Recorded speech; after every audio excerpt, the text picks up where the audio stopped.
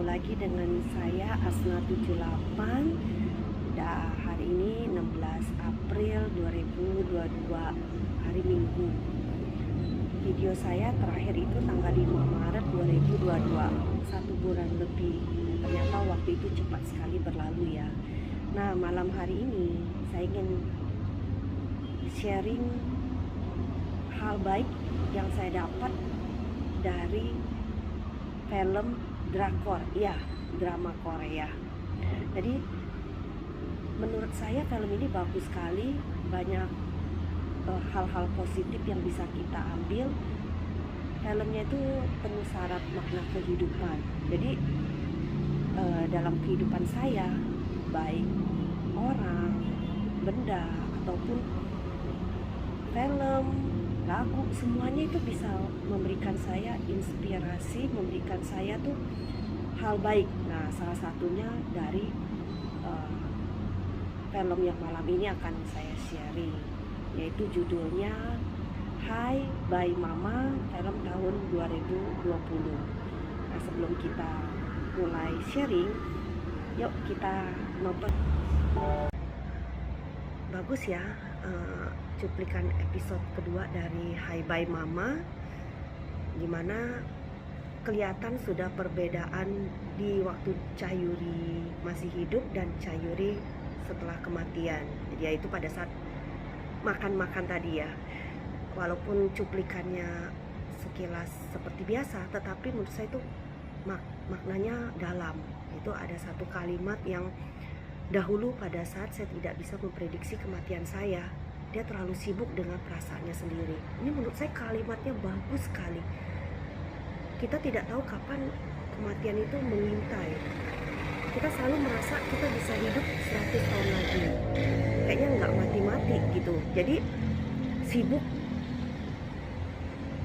perasaan kita yang tersakiti. Kita sibuk untuk taunya mau happy-happy. Pokoknya kita lupa lah akan adanya kematian. Nah, di sini tuh awal-awal itu sudah membuat saya merasakan, wah, kita justru harus merasakan saja besok saya akan meninggalkan dunia ini. Jadi kita selalu akan mengisi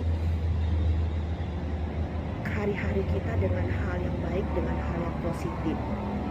Nah, jadi ceritanya ini sebenarnya fiktif ya, fiksi. Jadi saya itu dari kecil memang sudah menyukai film-film fiksi seperti ini. Walaupun zaman itu belum se-ngetren sekarang, ada dunia alam lain, orang tuh tidak percaya. Tapi saya dari dulu sudah yakin bahwa alam itu ada. Entah gimana jelasin, tapi saya yakin itu ada. Nah, jadi dulu tuh dari masa kecil saya suka sekali dan nonton film horor, film yang ya begini-begini. Jadi tapi walaupun nontonnya saya dengan tutup mata, matiin lampu, tapi saya tutup mata, siap selimut. Jadi kalau takut kita langsung cepet-cepet angkat selimut gitu ya. Dan menurut saya itu seru gitu daripada film-film yang biasa. Nah, di tahun sekarang justru kebalik. Pada saat Anda bisa melihat hal-hal seperti itu, siap-siaplah Anda akan menjadi terkenal. Anda akan dicap menjadi anak indigo dan dicari banyak orang. Sedangkan zaman dulu itu yang kalau kita percaya gini malah disangka orang gila gitu kan. Nah,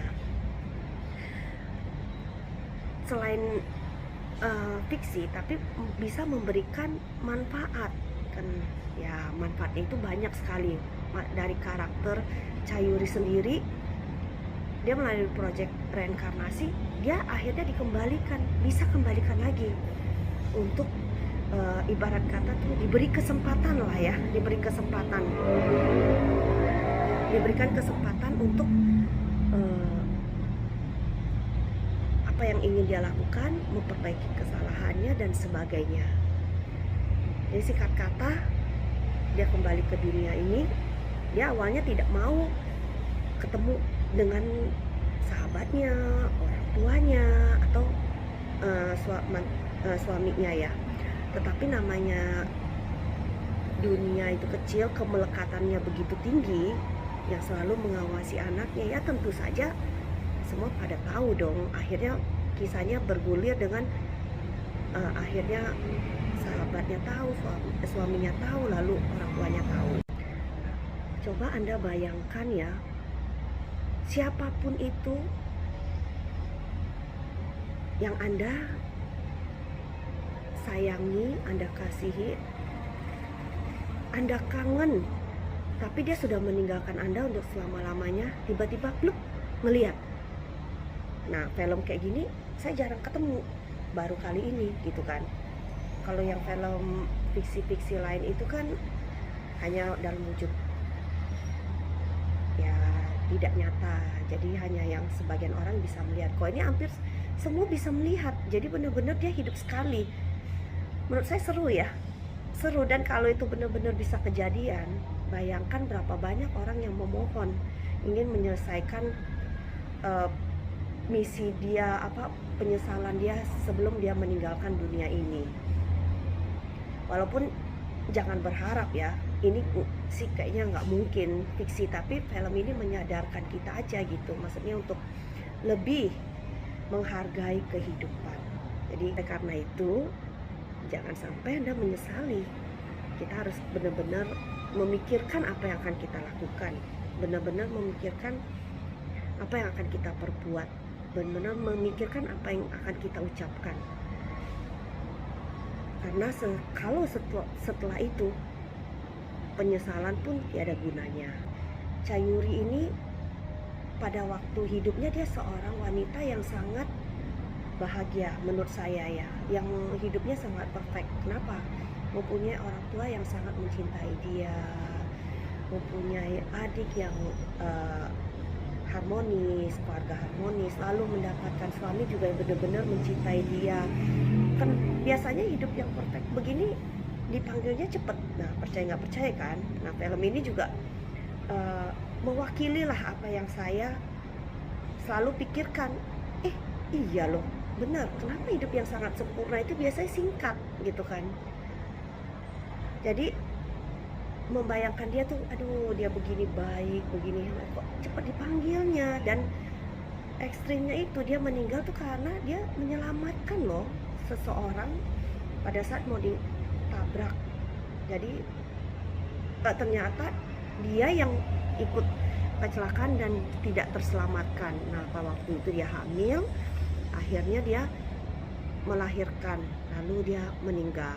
Nah, setelah 5 tahun, karena mungkin melihat ketulusannya melalui proyek reinkarnasi, dia dilahirkan kembali. Nah, ceritanya seru tuh, ketemu mantan suami yang sudah menikah lagi.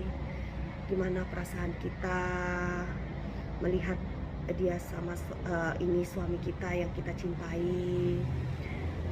Terus karakter dari suaminya ini juga setelah ditinggal sama Yuri ini, dia adalah seorang dokter dan dia tidak bisa jadi beroperasi karena pada saat istrinya kecelakaan dia itu telat datang karena dia juga lagi mengoperasi. Jadi dia penyesalannya tuh dalam sekali.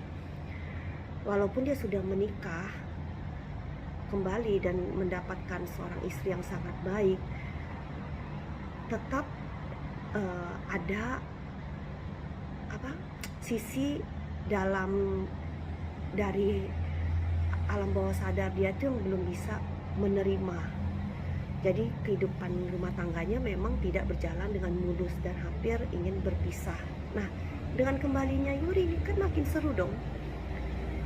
Dia ingin bersama lagi atau untuk bagaimana, kan jadinya bingung. Nah, lalu orang tuanya, ibunya sama orang tuanya pertama kalinya saya juga mengira dia seorang ibu yang kejam ya. Kenapa? Karena dia tidak mau mengurus cucunya, anaknya si Yuri. Jadi saya pikir kan, kok begitu ya, seorang nenek kan bukannya malah dekat sekali dengan cucunya dan pengen mengurus cucunya, ditambah lagi anak kesayangannya meninggal, ya bisa mewakili dia adalah cucunya dong. Tapi ternyata di film ini enggak, bahkan kakeknya pun dilarang untuk ketemu, bahkan cuman untuk berhubungan. Jadi kakeknya ini suka diam-diam ke sekolah, dan kurang lebih ya begitulah, mencari cara gitu ya. Nah, saya baru tahu ternyata ibunya ini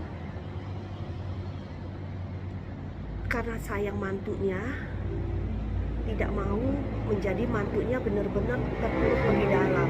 Jadi dia tidak mau mengurus cucunya dengan harapan mantunya tuh bisa bangkit kembali. Luar biasa kan? Jadi peran seorang ibu di sini tuh sangat penting menurut saya, yang bisa membangkitkan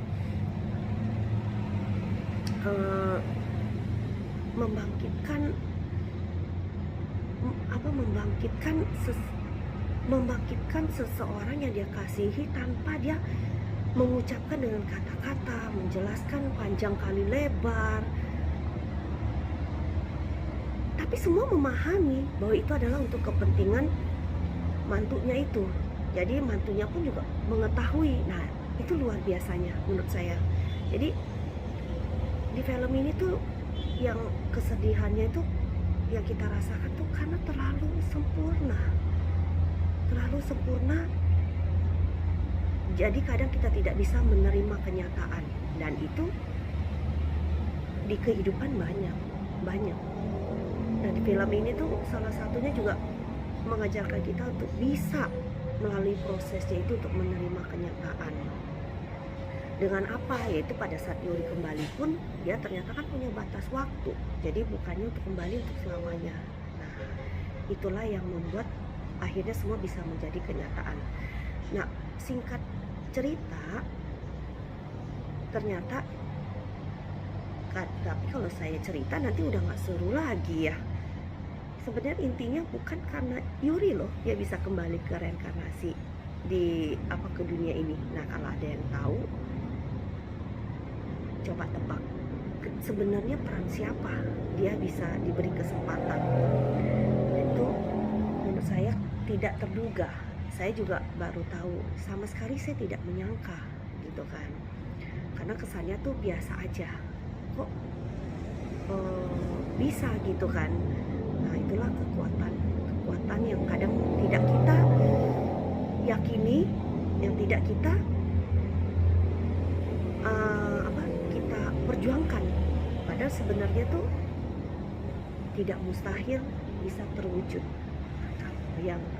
Kalau menurut saya lebih baik nonton sendiri, jadi lebih bagus daripada saya ceritain sampai tuntas. Jadi saya hanya buka aja sharing tentang garis besarnya, sinopsisnya aja. Nah, jadi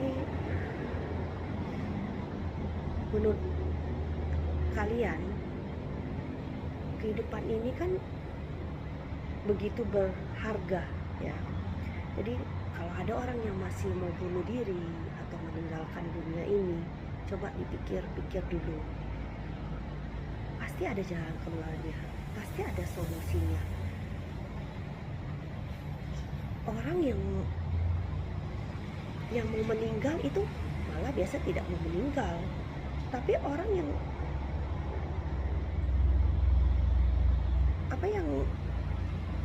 orang yang mau meninggal biasanya itu maksud saya kalimatnya itu orang yang tidak mau meninggal biasanya dia meninggal. Kenapa? Karena yaitu kehidupan kan tidak bisa diprediksi. Jadi dia merasa hidupnya bisa lama sekali, dia tidak ada perencanaan atas hidupnya, dia melalui hari-harinya dengan buang-buang waktu setiap hari begitu saja gitu kan. Tapi kalau orang yang sudah mau meninggal, biasanya dia akan lebih menghargai kehidupannya. Misalnya orang yang sudah dia didiagnosis sakit kanker, sakit jantung, atau sakit bahaya yang lainnya gitu, yang didiagnosis lu cuma bertahan 3 bulan, lu cuma bertahan setahun. Ya ampun, setahun itu cepat sekali berlalu loh. Jadi Bayangkan kalau Anda yang sudah didiagnosis seperti itu, apa yang Anda lakukan? Anda baru menghargai kehidupan. Nah, di film ini dia membuka wawasan saya tuh untuk jangan sampai nunggu didiagnosis dulu atau mengetahui Anda akan baru mati, Anda baru menghargai kehidupan. Please, please, please. Sekaranglah kita harus buka mata kita, buka mata batin kita, buka mata hati kita untuk sadar, wake up, bahwa kehidupan itu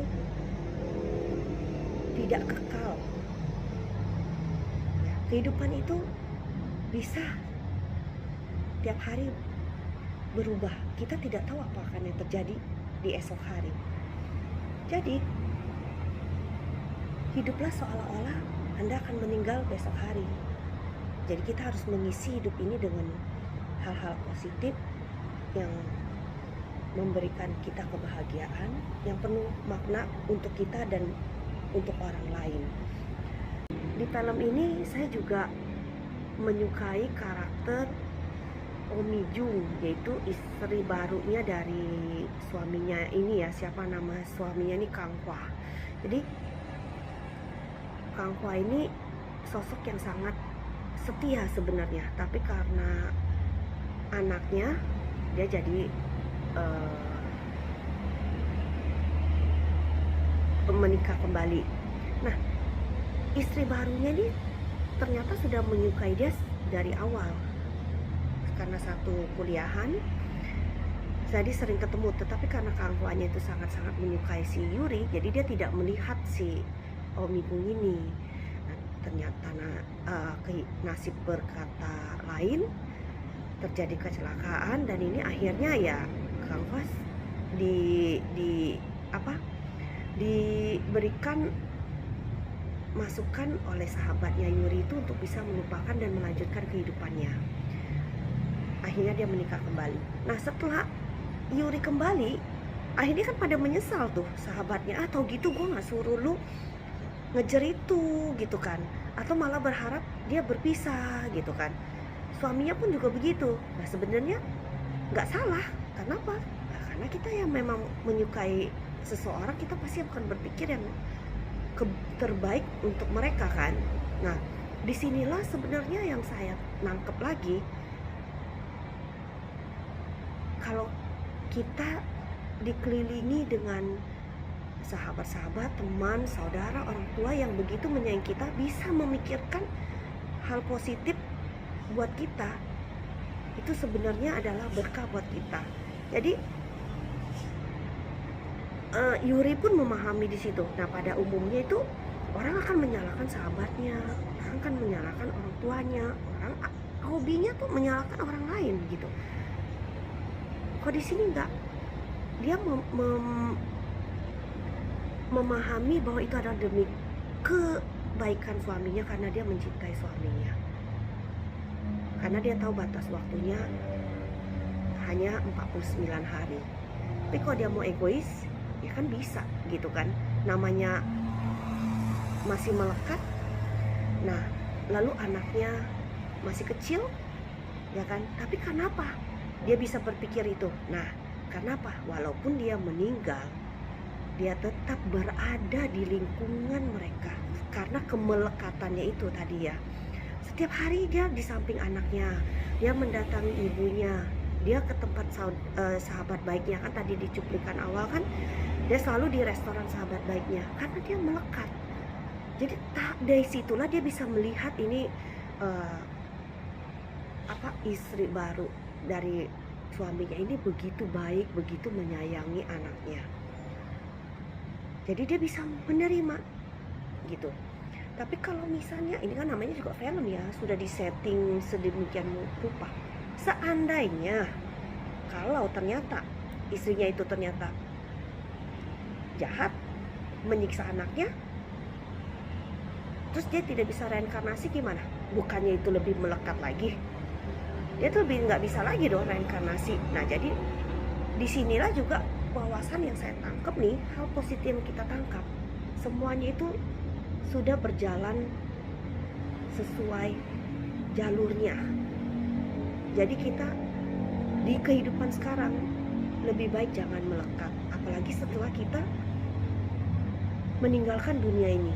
Biarkan masing-masing berjalan, karena sesuatu itu pasti ada kaitannya, jalinan jodohnya. Baik dia ketemu mami barunya, itu anaknya bagaimana, ini gimana.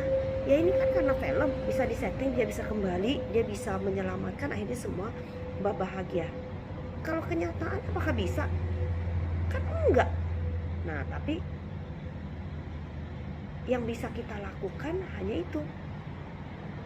Selama kita hidup, kita sudah berusaha yang terbaik, kita sudah melakukan yang terbaik. Selebihnya let it go. Jangan sampai kita setelah meninggal pun kita tidak bisa meninggal dengan tenang. Kita masih terikat dengan dunia ini. Kita masih memikirkan orang-orang yang kita kasihi. Kehidupan kita tuh sudah lewat. Kalau kita begitu sebenarnya apa? Ya memberikan beban kepada yang masih hidup gitu kan. Nah yang masih hidup pun jangan berpikir bahwa orang yang telah meninggalkan kita tuh tidak tahu kenapa 49 hari kan. Kenapa juga dalam kepercayaan atau dalam adat istiadat orang Tionghoa, orang China, dalam 49 hari itu biasanya tuh roh-roh atau arwah-arwah tuh masih ada di sekitar kita. Mereka akan kembali ke rumahnya karena kemelekatannya, dia belum bisa untuk naik untuk bereinkarnasi gitu kan. Nah di saat hari kesitulah biasanya kita diharapkan untuk jangan berlarut-larut dengan kesedihan. Kita harus bisa menunjukkan bahwa kita tuh bahagia, sehingga yang pergi itu juga bisa meninggalkan kita dengan tenang, dengan damai. Kalau dibilang logika memang nggak masuk logika ya. Kalau kita ditinggalin orang yang kita kasihin terus kita baik-baik aja, gimana logikanya gitu kan. Rasanya tuh nggak mungkin. Tetapi dari film ini kan menunjukkan kembali si Yuri ini dia tidak bisa naik karena dia terbebani dengan suaminya yang tidak bisa melupakan dia, tidak bisa beroperasi walaupun sudah menikah lagi. Akhirnya dia juga mengkhawatirkan terus, lalu orang tuanya, lalu semua anaknya. Jadi dia juga penuh kemelekatan di situ. Jadi ya ini film bagus sekali, luar biasa sekali menurut saya. Penuh syarat makna kehidupan di luar tujuan dari si sutradara penulis naskah ini bahwa ini adalah fiktif, tetapi bisa memberikan kita tuh